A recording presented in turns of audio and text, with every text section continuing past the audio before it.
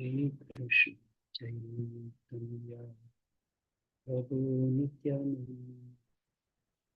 Shri Advaita Gadadhara Srivasadi Gaura Jai Shri Krishna Chaitanya Prabhu Nityananda Advaita Gadadhara Srivasadi Gaura. Hare Krishna, dear devotees. Once again, I warmly welcome you for this next session on Srila Prabhupada Lilamrt. So we are just 1 week short of Prabhupada's taking the sea voyage in Jaladuta to go to America. So this momentous hour of need is taken from Prabhupada's articles in Back to Godhead. This momentous hour of need, Prabhupada feels. This hour means this age of Kali Yuga, this time where Kali is increasing its tentacles and capturing more and more of the souls in this material world towards sense gratification, towards sinful life, towards forgetfulness of God. So this momentous hour of need, our politicians are blind, our social political leaders are all completely blind, our industrialists, the businessmen, our own teachers in the academic world, they are all blind. We are surrounded by blind men and we are ourselves blind. So blind leading the blind, where we will go? We will eventually fall into the well. So in order to stop that eventuality from materializing, Prabhupada says this momentous hour of need is for spiritual knowledge, for Krishna consciousness. This is the time we have to distribute Bhagavad Gita, Bhagavatam, Chaitanya Charitamrita to the whole world. So Prabhupada calls it the momentous hour of need, not for him. He's already a pure soul. He came from the spiritual world. He's going back to spiritual world. So this momentous hour of need is what he is feeling for all of us. His compassion, his mercy, his kindness. He wants to give this knowledge of Krishna to all of us and save us from falling down into the repeated cycle of birth and death. So this is this momentous hour of need for 9th session. So last week we saw Prabhupada has become a sannyasi, right? So he's no longer called Abhay Babu. Till that time they were all calling him Abhay Babu. His name given by his father was Abhay Charan. And the name given by Bhaktisiddhanta Saraswati during initiation, he added Aravinda. So he became Bhakti Charanaravinda. Brahmachari, he became like that. Or Grihastha, of course, when he was given this Adhikari. That means Abhay Charanaravinda Adhikari. At that time he was. And he was called Abhay Babu, respectfully. But he's no longer called Abhay Babu because even to friends, now he has become a sannyasi. So they call him Swami or Maharaja. They would call him as Swami Bhakti Vedanta Ji or Swami Maharaja or A.C. Bhakti Vedanta Swami. This is how they were calling him. Everybody recognized him as a scholar, as a brilliant devotee, as a very much committed to distributing knowledge of Krishna, and they respected him. But this is not what he wanted. Neither he wanted recognition, nor he wanted respect. He had one goal, to distribute Krishna consciousness to the whole world. And for that purpose, he wanted to print books and distribute books. And he needed money in large scale because he wanted to write books on a large scale, distribute it on a large scale. And to publish a book, how much money it costs. And he is an unknown author. Who will sponsor him to write books? Which publisher will print it and say, okay, I will take my money from the sales? If you are a famous author, they will do that. In fact, even before you write the book, they will give you money, correct? This, who is that? Harry Potter, Rowling. She became a billionaire. And for the next volume she is going to write, they were giving money already. So if a famous person is writing a book, they will get money in advance. But here is Prabhupada, he is writing and waiting for a publisher. His books are written, but he is waiting for a publisher. So his basic problem is donations on a large scale, which will help the humanity. Again and again, we have to remember, Prabhupada trying to print a book, publish a book, distribute a book, not for himself. So when Prabhupada is suffering in this fashion, we should see that he is not suffering as we experience suffering. We experience suffering. Oh, I am sick. Oh, I am poor. Oh, I am illiterate. Oh, I have my disease. And that is our suffering. But Prabhupada is already pure and he's enjoying transcendental bliss. So he's suffering when he doesn't find a printer. That is suffering of the world. That means till he finds a printer, until he distributes the books, the whole world will continue to suffer. The souls will be born and souls will be dying, meaning they will be dying in these bodies and they will transmigrating into more bodies and they will continue to suffer. This is the problem. So Prabhupada is suffering? No. Souls are suffering because Prabhupada is not getting money. Who is suffering? Souls are suffering. Prabhupada is not getting money to print and distribute books. So who is suffering? We are suffering. But why Prabhupada is suffering? Because Vaishnava is Paradukha Dukhi. He suffers to see the suffering of others. This is the nature of Krishna and this is the nature of a Vaishnava.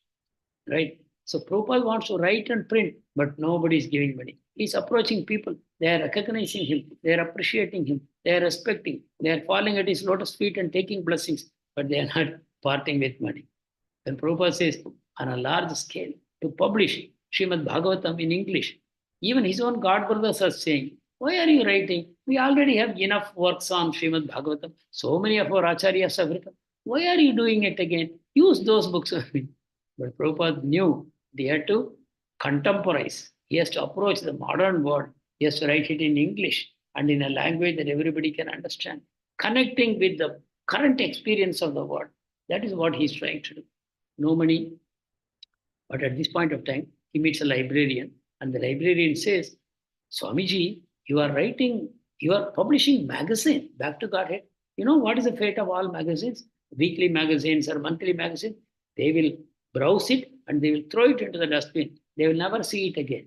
That way you are writing some amazing articles and they are all going into the dustbin. They are not preserved. Nobody preserves a magazine. However good it may be, it's not preserved. So you should better write books because you are giving such a heavy topic, heavy knowledge you are giving.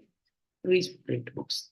And again, another person to whom Prabhupada was talking, he was also saying, please print books. Don't, books will be preserved in, the bookshelf.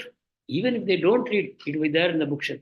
They may take it now and then, again they will read it. So that way, books is what you should print. And Prabhupada took it that my Guru Maharaj is instructing through these people, I should write books. Even though he continued Back to Godhead, right? But he now focused on writing a book. And through these messages, he thought, my Guru Maharaj is talking to me. And he always said, I constantly feel the confidential contact of my spiritual master, Bhaktisiddhanta Saraswati. So please remember, we can be in constant contact with Srila Prabhupada if we accept his instructions and practice them in our life. Then Prabhupada is never removed from us. Don't think Prabhupada died in 1977. A Vaishnava never dies. He lives in the form of sound to spread the holy name around. That is Bhaktivinoda Thakur said. So Prabhupada is alive in his books. Prabhupada lives in his books. And Prabhupada told many times, anyone who sincerely tries to read my books, I am speaking to him directly. So don't think, oh, the same book everybody is reading. So how can it be personal to me? It is absolutely personal. And I am sure some of you would at least have experienced that when you go to Bhagavatam or Bhagavad Gita with some problem or anxiety in your mind, you open any page, that page will directly address you. This is a proof that Prabhupada is directly talking to us. He is in connection with us, with our souls, and he addresses us directly. So Prabhupada says he felt the contact of his spiritual master, and this is in the year 1960-61. His spiritual master had disappeared in the year 1936, 31st December. So how many years apart? 25 years ago. But still, Prabhupada is feeling the connection. It is available to all of us who become sincere followers, sincere readers of Srila Prabhupada's books. We read scrutinizingly. Then Prabhupada will be with us. We can feel his presence with us. It is not a euphemistic way of saying it. It is not a metaphoric way of saying it, that yeah, you can feel the presence. Literally, you will feel the presence. Because it's not it's a body, it's an instruction It is a spiritual body of the spiritual master. His instructions are really the body of the spiritual master. Of course, his body is also spiritual. Of course, he can get a chance to serve his body. It is very good. But how many people can get? And once he disappears from the material body, how you can serve the body? But even then, if you are serving the physical body, but you are forgetting the instructions of the spiritual master, he will treat you like a mosquito. Prabhupada once said, the mosquito is sitting on my body, but it is giving me only trouble. So don't try to stick around with me. Go out and distribute the books and serve my mission. So this is the point, carry away for all of us. So Srila Prabhupada, he had to write a book and he decided to write Srimad Bhagavatam. He liked Bhagavad Gita. You will remember, he has already written Bhagavad Gita. Manuscripts were there. And then he went to Madurai and he was talking to a friend. That friend very much liked Prabhupada's knowledge and he was happy to hear Prabhupada has already written a detailed purport to Srimad Bhagavad Gita. And he said, I will speak to my friend Alagappa Chettiar, a big shot, like Birla in Tamil Nadu, he's like that. I will ask him, he has a lot of interest in spirituality, he will print your books. So again, Prabhupada was called, but Prabhupada found the book, the manuscript had disappeared from his cupboard. Complete works on Srimad Bhagavad Gita, Prabhupada's entire book in manuscript form was stolen. He never found it. So now Prabhupada considered writing Srimad Bhagavatam. Now, how many of you know how many slokas are in Bhagavad Gita and in Bhagavatam? 700 shlokas in Bhagavad Gita, Prabhuji, and 18,000 shlokas in Bhagavatam. Yes. Correct. Very good. So imagine the kind of task Prabhupada is taking up. He considered between Bhagavad Gita and Bhagavatam. He thought Bhagavad Gita presents the essence of Vedas in ABC fashion. First standard student. So Bhagavad Gita is only, but immediately don't underestimate Bhagavad Gita. From Prabhupada's perspective, Bhagavad Gita is giving the essence of the Veda, essence, in 700 shlokas. Vedas contain crores of shlokas. In 700 shlokas, the Bhagavad Gita presents the essence of Vedas, but in very elementary form. Very elementary form. So Prabhupada decided between Bhagavad Gita and Bhagavatam, let me take Bhagavatam. See, Prabhupada always thinks big. That's one thing, Prabhupada always said, Krishna is big. Krishna is the master of whole creation, not only material creation, also spiritual world. So he's Supreme Lord. So a devotee should always think big. Never think small. Never think cheap. You are serving a master who is so glorious, Krishna. So you should always think big. So Prabhupada, he's more than 60 years old at this time, but he chooses to translate Srimad Bhagavatam. Yes, Bhagavatam, many acharyas have written purports on Srimad Bhagavatam. And Chaitanya Mahaprabhu recommended Bhagavatam as Amalam Puran, right? Spotless Puran, perfect Puran. So Prabhupada decided, considering all these things, that I will write Srimad Bhagavatam. And Srimad Bhagavatam also is glorified in Bhagavatam itself. And what it says, Krishna Swadamo Pagate. After Krishna has left, at the end of Mahabharata war, and after that, Krishna leaves for his spiritual world. Then what happened to Dharma? What shelter Dharma has? The answer is Krishna has returned in the form of his book, Srimad Bhagavatam. Puranarko Adhunodita. It's like in the form of Purana, Srimad Bhagavatam, the sun of spiritual knowledge has arisen again. The Kali is filled with darkness, but the sun of Bhagavatam has arisen to give light to all of us. So for Kali Yuga, Srimad Bhagavatam is the Purana. So considering all these things, Prabhupada said, let me create this Bhagavatam. And then for what purpose? I will personally take Bhagavatam to the Western world and I will give them this knowledge. So not only he will write the book in English and distribute, but he will personally carry the book to America and distribute this knowledge. This is Prabhupada's plan to serve his spiritual master. His spiritual master said two things: write books in English and preach in English to the Western, English-speaking Western world. So Prabhupada is completing all these tasks in one shot. Write Srimad Bhagavatam in English, take it to the Western. So when Prabhupada decided to write Srimad Bhagavatam, immediately he got an offer from Radha Damodar temple. the Goswami, Gaurachanda Goswami in Radha Damodar temple. He said, please come and stay here. We will give you 2 rooms in our temple. So Prabhupada went and saw. The rooms were in bad condition. Prabhupada said, please repair them and make them fit for my occupation. Then I will definitely take those rooms on rent. So they repaired, and later on Srila Prabhupada occupied. So there is a significance in his getting tenancy in Radha Damodar temple. The significance is Radha Damodar temple is the temple of Jiva Goswami. There are 6 Goswamis: Rupa Sanatana, Raghunatha Bhatta, Raghunatha Dasa, Gopala Bhatta, and Jiva Goswami. 6 Goswamis. So this is Jiva Goswami's temple. These 6 Goswamis were personally sent by Chaitanya Mahaprabhu to live in Vrindavan, to work together to produce amazing Vaishnava literature by doing research. And this literature will become the message of Chaitanya for the whole world. This happened 500 years ago. All the 6 Goswamis living in Vrindavan and writing all these transcendental literature. It happened 500 years ago under the instruction of Chaitanya Mahaprabhu. And ultimately, it was Jiva Goswami who was the last of the Goswamis and who arranged for distribution of these books. These books were piling up. What books written by Rupa Goswami, Sanatana Goswami, Raghunath Das Goswami, all these books were piling up without getting distributed. And Jiva Goswami himself wrote so much of literature. But then Jiva Goswami chose 3 of not all of them were not his disciples, but 3 significant people who were, one was Gopala Bhatta Goswami's disciple, one was Lokanath Goswami's disciple, and one was his own, I think like this. So Shyamananda Prabhu, Narottam Das Thakur, and Srinivas Acharya.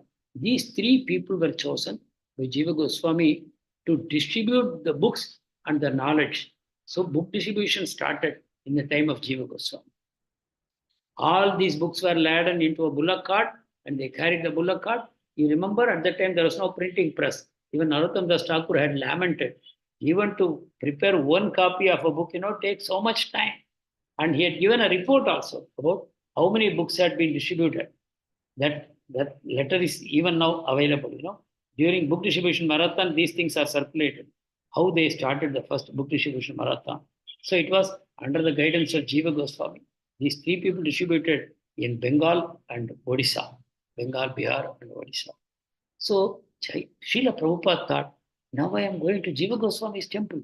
This is clearly a message from Mahaprabhu and the Goswamis that I am on the right track, that I am writing Srimad Bhagavatam and they are calling me to be in their shelter and write Srimad Bhagavatam.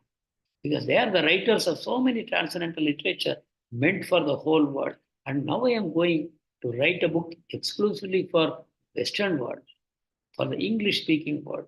So he was so happy to go to Radha Damodar temple. And from the room in which he was living, he had direct vision of Rupa Goswami's Samadhi and Rupa Goswami's Bhajan Kuti. These are also within the Radha Damodar temple compound. So from Prabhupada's room, you can see Rupa Goswami's Samadhi Mandir and also his Bhajan Kuti. And Rupa Goswami is the leader of all the Manjaris in the spiritual world. So Rupa Goswami is Rupa Manjari in the spiritual world. And he has been specifically authorized by Chaitanya Mahaprabhu to be the leader of all the Gaudiya Vaishnavas. So Rupa Goswami is actually our leader and we are all called Rupa Anugas. Those who are in the Gaudiya Vaishnava movement of Chaitanya Mahaprabhu, they are Rupa Anugas. That means we all follow in the footsteps of Rupa Goswami. You remember this Bhakti Rasamrita Sindhu of Rupa Goswami, this Upadeshamritam of Rupa Goswami. These are all the guidebooks for Gaudiya Vaishnavas. So that Rupa Goswami is also present. And Srila Prabhupada, while sitting in Radha Damodar temple, would be constantly meditating on that. And he also got darshan of Rupa Goswami at one point of time, just before he left for America. He got darshan of the Goswamis and they told him that go ahead, we are all with you. He got such amazing messages before leaving. So he was so happy to go to Radha Damodar temple. And in the Radha Damodar temple, there is also the largest collection of original works of Goswamis, 500-year-old books, no? Of course, they were not in very good shape, but still they were preserved because Jiva Goswami was the last of the Goswamis, and this was his temple. So he brought all these things and preserved them in his temple. And also the deities of other senior acharyas, they were also brought and preserved here. So like that, and Srila Prabhupada was very happy to be in Radha Damodar. But he continued to visit New Delhi from time to time. For what purpose? For printing of his Back to Godhead, for printing of the Srimad Bhagavatam volumes, and also to get donations for printing, publishing purpose. He needed big donations. So he would go and he would some classes here and there in the houses of some wealthy merchants and then beg them for some donations. Of course, not much was coming, but Srila Prabhupada continued to go. And here I have made one reference of Dr. Banerjee. He was a librarian. And Srila Prabhupada, because he was a librarian, the educated man, Prabhupada would exchange a lot of transcendental subject with him.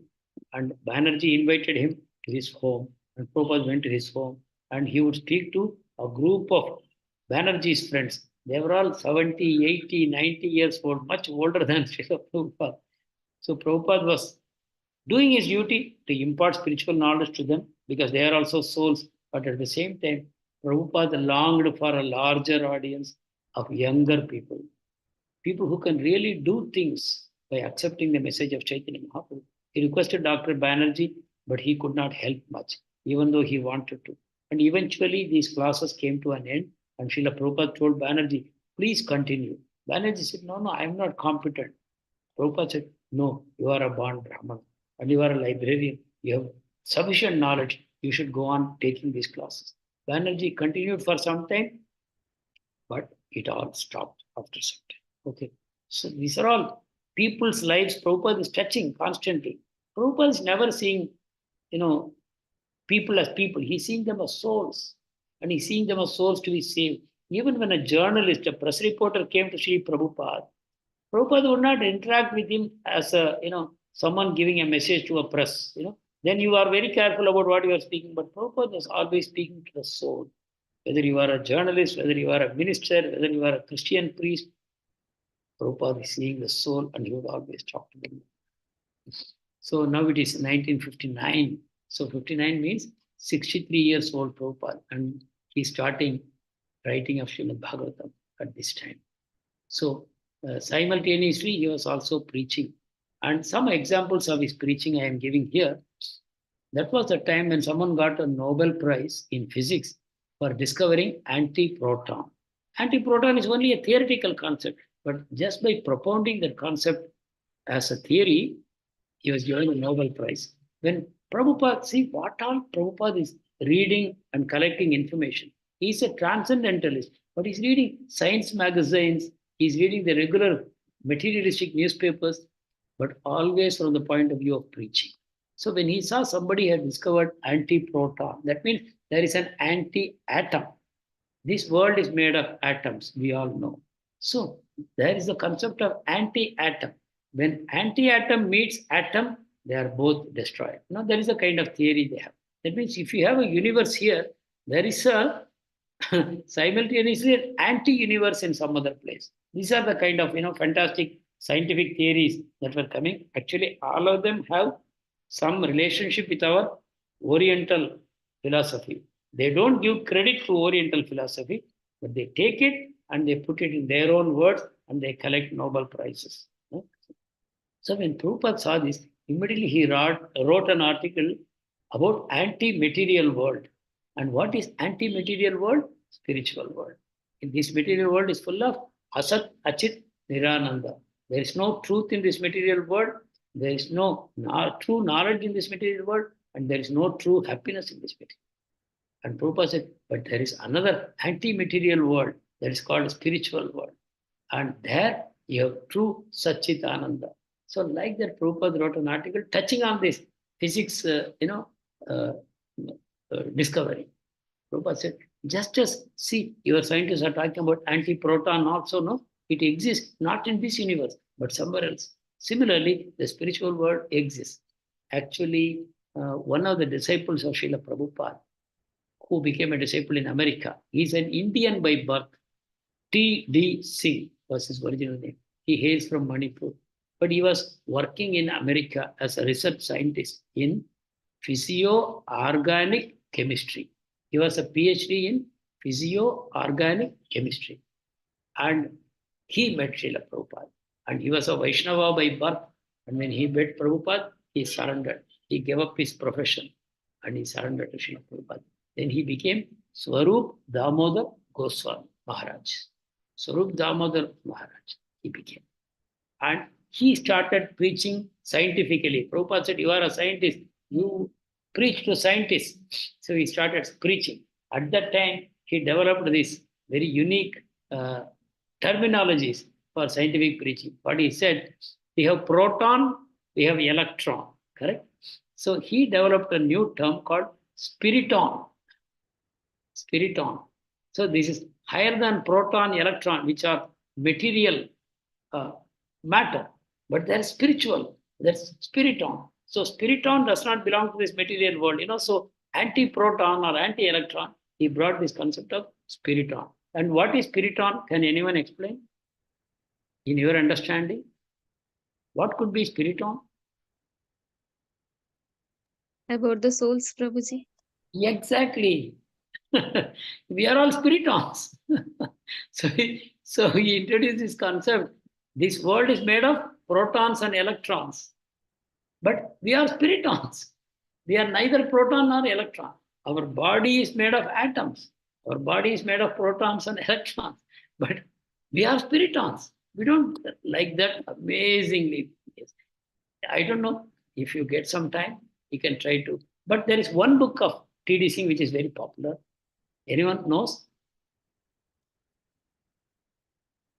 Has anyone read this book of T.D. Singh? One book is there in his book.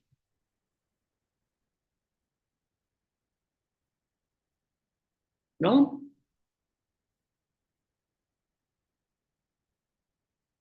No, Prabhuji. Written by T.D. Singh. How come? I'm sure some of you must have read this book. Life comes from life. How many of you seen this book? Seen this, Prabhuji. It's part of Yes, the Prabhuji. small books, Prabhupada's small books, which initially they give us one set to read. Okay. I think in the first round of our Bhagavad Gita course itself, I said you should read this book, particularly for those who still have some doubts about, those who are very. Yes, Prabhuji, I read this book, but I don't remember the content. But I have this book with me. Yeah. See, modern science denies the existence of soul. Modern science denies the existence of soul. So how life comes? They say life comes from matter. This is what modern science says.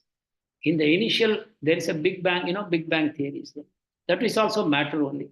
The matter exploded, and from that, whatever matter today we see has come, and the matter combined, material elements combined, and compounds came, and out of that, life evolved by accident, according to them. So T.D. Singh, who is now Swarup Damodar Maharaj, he is disappeared now. He is no longer in this material planet. He went on morning walks with Srila Prabhupada for 7 days. And during these morning walks, this concept developed. Prabhupada was asking T.D. Singh to ask questions, and Prabhupada will reply to those questions very scientifically. And that was put together in the form of Life Comes from Life. Very amazing. Very, very strongly it disproves modern scientific theories. You should all read it. Because if at all you have to speak to your children who are educated in the modern academic system, they will naturally become atheist. They will naturally doubt the existence of God. But with the help of Life Comes from Life, you can truly open their eyes. They will realize that modern science is not all that perfect. Prabhupada very, very strongly denies whatever modern science is teaching. And that's what we are reading in our schools and colleges today. Even in universities and highest level PhD, we are reading soulless education. Soulless education. So that is the book that he wrote. Okay, anyway. So he wrote a book like that. Then when he saw the space race happening between Russia and America to send man to space, to send man to moon, and to walk on the space, there's competition. Who will do first? Who will do first? At the time, Prabhupada wrote, easy journey to other planets. Today, the book is there now. Wherever ISKCON you go. But he could not print it at that time. Now the book is printed by his followers. But at that time, he could not find someone. He wrote that book, could not print. So what he did in Back to Godhead magazine, in 2 installments, he published it. So both these articles attracted a lot of attention among educated, even scientists. They said it's a very good line of thought, what you are saying. That easy journey to other planets. How many of you have read that easy journey? Yes, Prabhuji, I read. Good. Yeah. Remember, when you read it now, you should cry. Prabhupada wrote it. Prabhupada wrote it in the 60s. But then he could not print it. He wrote it for us. But it was remaining with him only. So anything, any thought of Prabhupada should bring tears to our eyes. How much he has struggled for us. And had he not struggled, where we would be today? Without any hope. So Prabhupada wrote, and then he published it in Back to Godhead magazine in 2 installments. And then Prabhupada wrote, this is I am quoting from Prabhupada. This propaganda, what Prabhupada is doing, this propaganda is not fictitious. If there is any reality at all, there's a print typo. If there is any reality at all, this Back to Godhead is the beginning of that era of reality. Can someone explain what is this quote? What do you understand from this?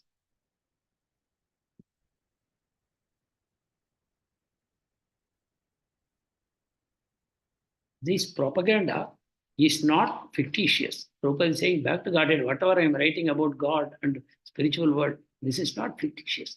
If there is any reality at all, that means if there is any reality at all in this world now, this Back to Godhead is the beginning of that era of reality. Yes? Can you say something about this quote? Anyone? Prabhuji, I just try, Prabhuji, that he had started this, Prabhuji. The first step, like the first step to be taken in God realization, that he has started. Yeah, otherwise, what kind of life are we living? Animalistic life, Prabhuji. False life. This is false. I am thinking I am this body. False. All the identity that I have, that I am an educated man, I am a woman, I am an Indian, I am a Hindu, I am a Christian. Everything is false. So we are living a false life. So Prabhupada says, my propaganda is not fictitious. Some people may say, no, what is it? Get real, man. In this world, we are all struggling, suffering for money. We are fighting against disease. We are fighting against pollution. We are fighting against illiteracy. We are fighting against so many things. Get real, man. You are talking about God. Who has seen God? Does he really exist? No. Our struggles are real. Like that, they will speak, no? Rhetoric, politicians. What is it you are talking about God? Like Karl Marx wrote, no? Religion is the opiate of the masses. According to Karl Marx, who is the founder of communism, he says, religion is the opium of the masses. He says, people will become opiated, meaning they will live in an illusion world. Opium makes you hallucinate, you see illusion, right? So he says, religion creates illusions. So for such people, Prabhupada is saying, no, what you call reality is all illusion. And through BTG, I am bringing reality into this world. Through BTG, the era of reality can start. That means people will start understanding that they are souls after all. They are eternal souls. Achintyoyam, adahyoyam, akleshyoyam uchyate. Krishna says, this body cannot be destroyed, it cannot be wetted, it cannot be dried, like that. So that truth, through BTG, Prabhupada is distributing. So Prabhupada says, I am starting the era of reality. Haribol. So we are all fortunate to be entering that era of reality by the blessings of Srila Prabhupada. Otherwise, we would have died in a world of falsehood, thinking that is real. We would have been struggling for false things in this world all the time, trying to accumulate money, trying to accumulate name and fame, and trying to help our children to follow in the same path. Our whole life would have been lived in vain in a false world. But Prabhupada has opened the era of reality. In another book, in another article called Godless Civilization, he responded to Nehru. You know, Nehru was an atheist, even though he was a Brahmin and Pandit. That is a caste, you know, Brahmin, Pandit caste.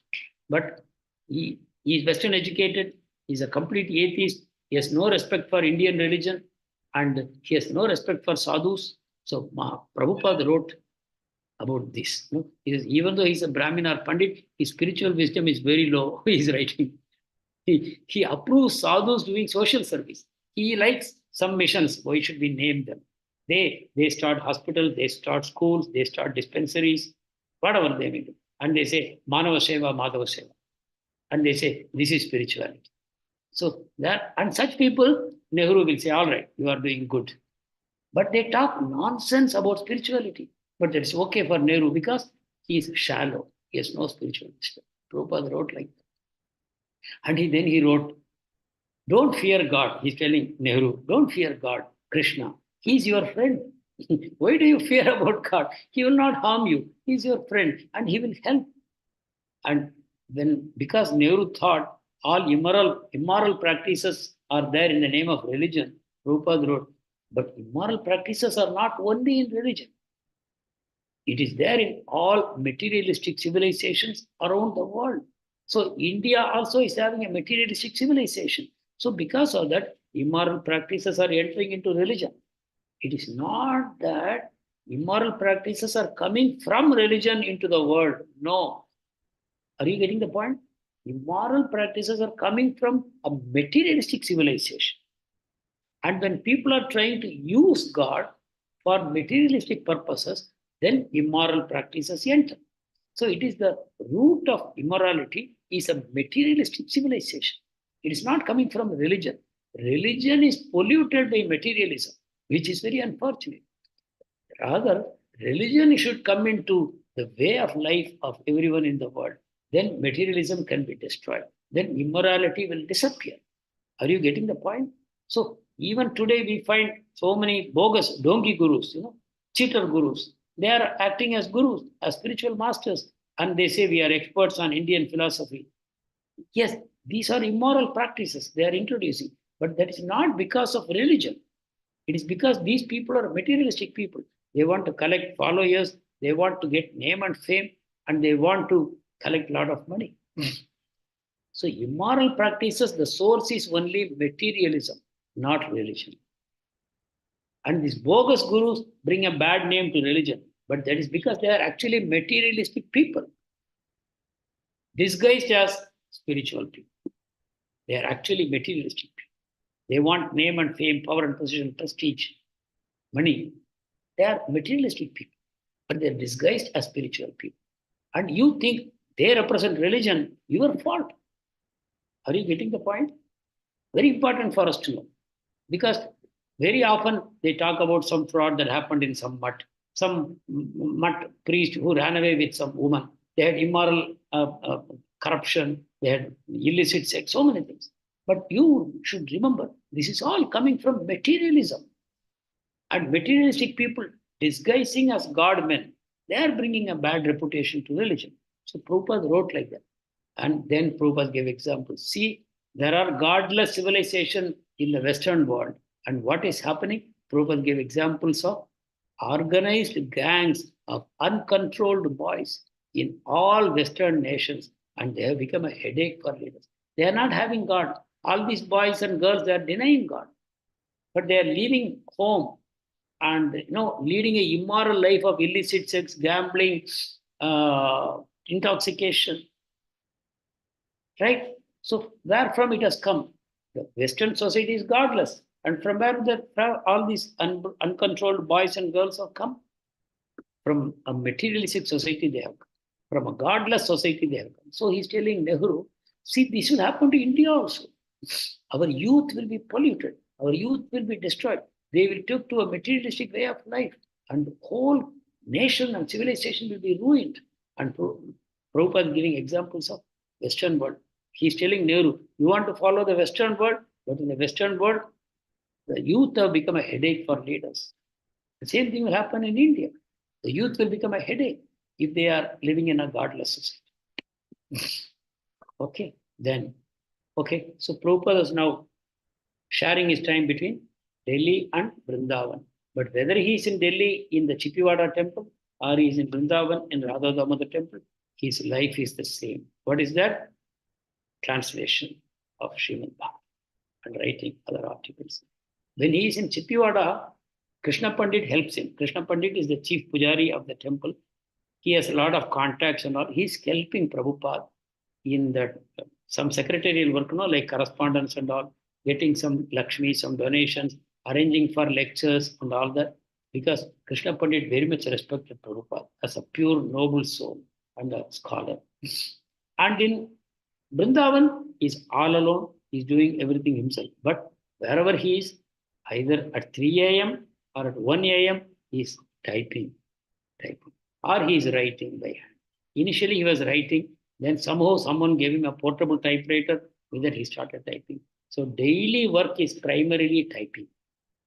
And then cooking for himself, and then some more typing, then taking out for printing. So most of the day was typing. Imagine, today the books we are reading so comfortably, it was all typed out by Prabhupada. And then he was thinking how to print this Srimad Bhagavatam consisting of 18,000 shlokas. He was planning 60 volumes, 12 cantos in 60 volumes. And he thought, if Lord keeps me fit, I will complete it in 6 to 7 years and I will fulfill my master's order. See, his master's order only he's remembering all this. Just fulfillment of not for name or fame or power or nothing. I am executing my master's order. What a devotee, what a disciple. So then, when he started writing Srimad Bhagavatam, first he wrote an introduction. And in the introduction, 50 pages of Mahaprabhu's biography he wrote. Because, as he already saw, Mahaprabhu only brought Srimad Bhagavatam into prominence. Every day Mahaprabhu will read Srimad Bhagavatam in the association of either Gadadhar Pandit or his other disciples. Every day he would go to Tota Gopinath and read Srimad Bhagavatam with Gadadhar Pandit. And he said, this is a spotless Purana. It has no defects at all. Why? Because it's talking about pure bhakti. Srimad Bhagavatam gives pure bhakti. And it is a literary incarnation of Lord Krishna in the age of Kali. And also he wrote, Prabhupada wrote, this is, I am quoting from that book. Foreign invaders could break down monumental architectural works in India, but they were unable to break the perfect ideals of human civilization, so far kept hidden within the Sanskrit language of Vedic wisdom. Now the secret would be revealed to the world. Can anyone comment on this? Do you understand what is written here? Can anyone comment? What do you understand from here?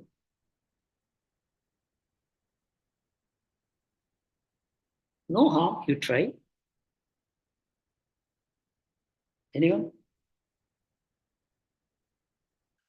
Other than Suma Mataji, she has already spoken.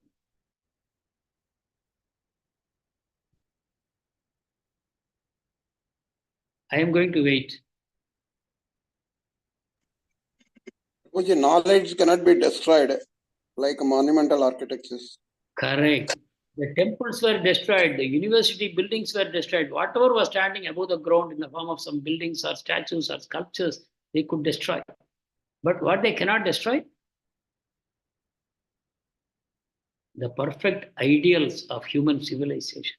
But where it is available, these perfect ideals of human civilization? Anyone? Our literature. In the scriptures. And these scriptures are all in Sanskrit language. And nobody knows Sanskrit language. So it is remaining hidden. If it is hidden, it cannot be destroyed. If it is open, you can destroy it. But it was lying hidden. Why?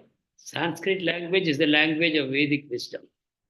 All Vedic wisdom is available in Sanskrit language. And what is Vedic wisdom?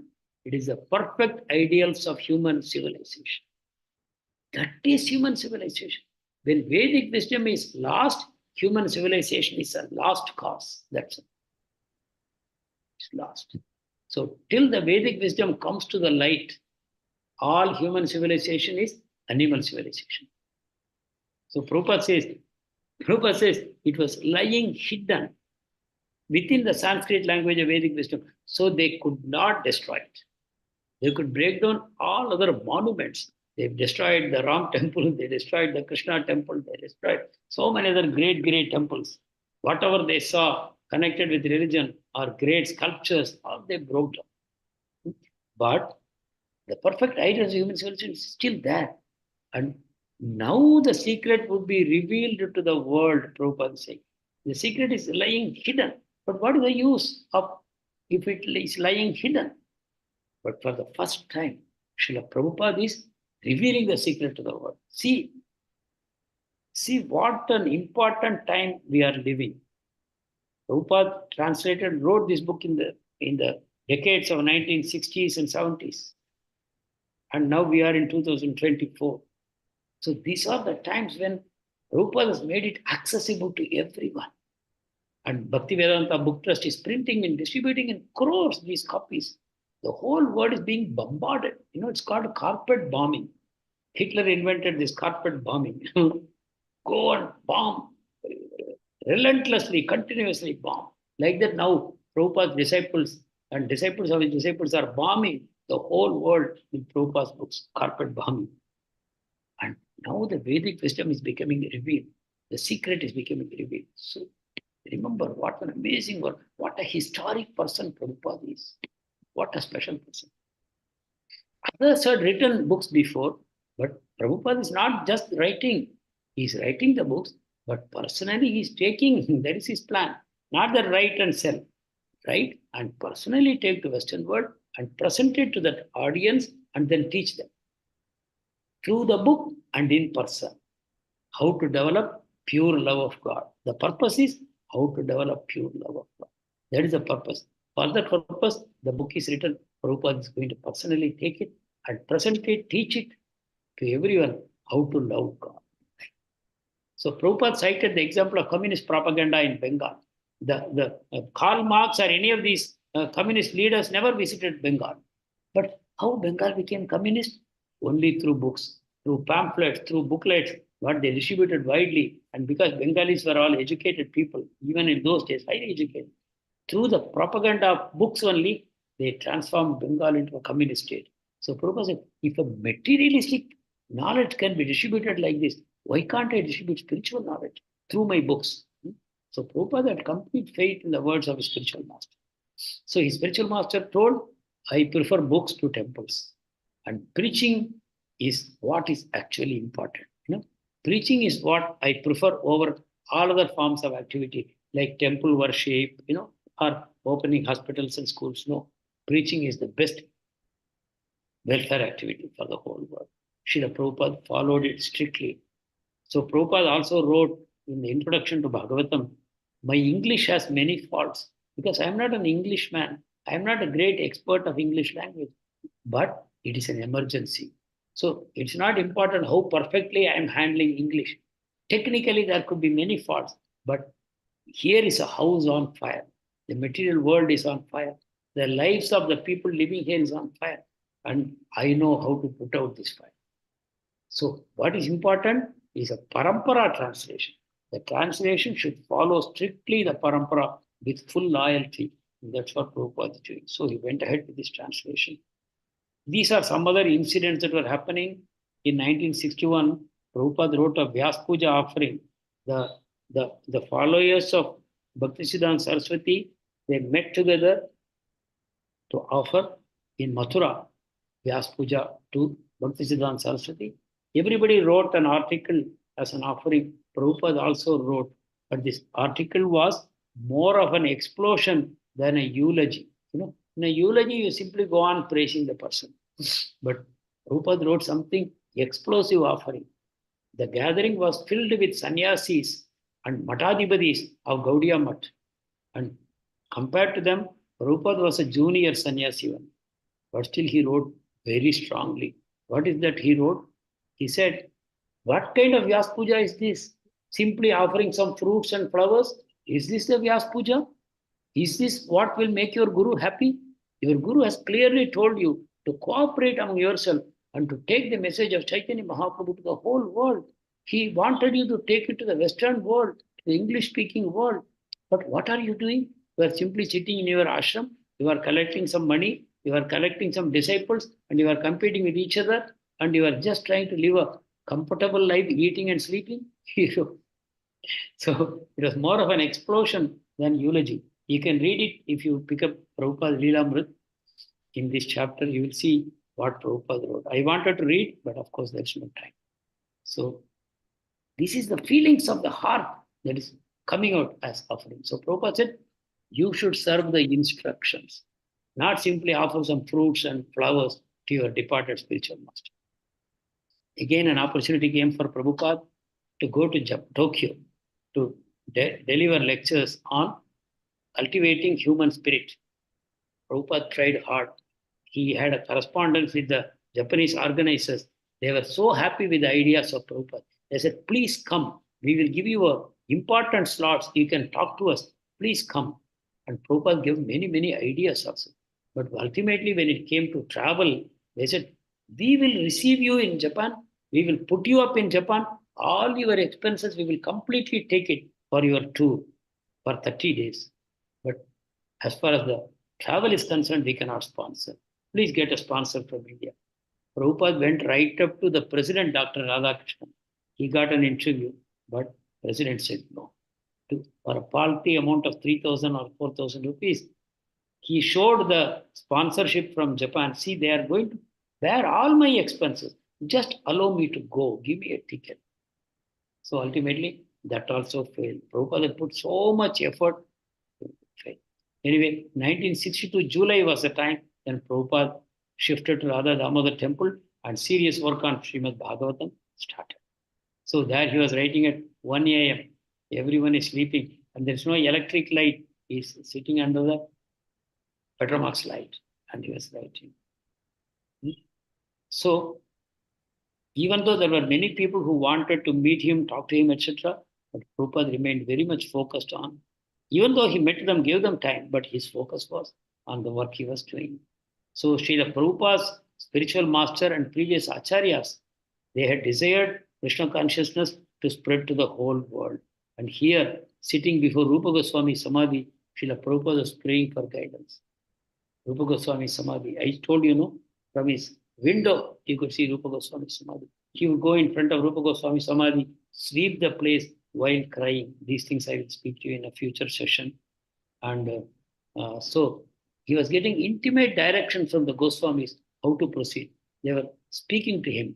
So with that kind of a guidance, nothing can stop him. Even though apparently Prabhupada is facing so many difficulties, but no, Krishna had empowered him.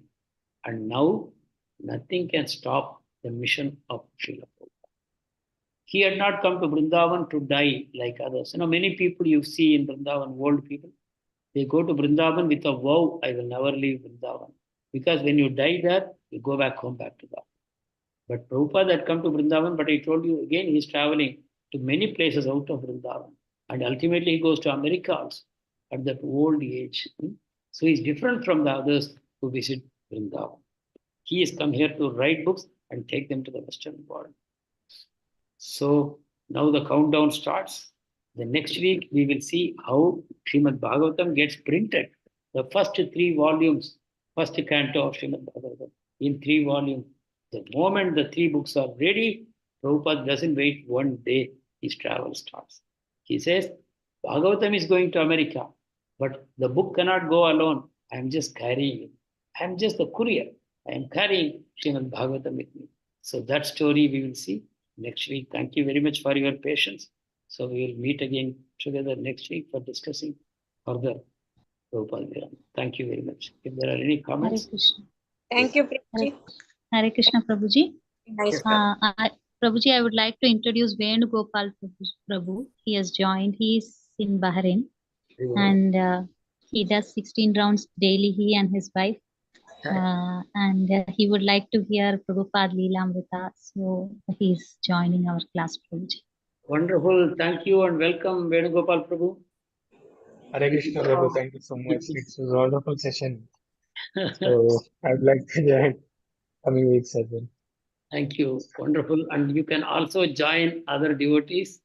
It Sure, is a sure. pressure that actually, just by knowing Prabhupada, we advance in spirituality. Just by knowing Prabhupada, just by knowing about his struggles, just by knowing how strongly fixed he is in Krishna consciousness, we will make rapid progress. If we read Prabhupada's books, but without knowing about Prabhupada, our benefits are much diminished.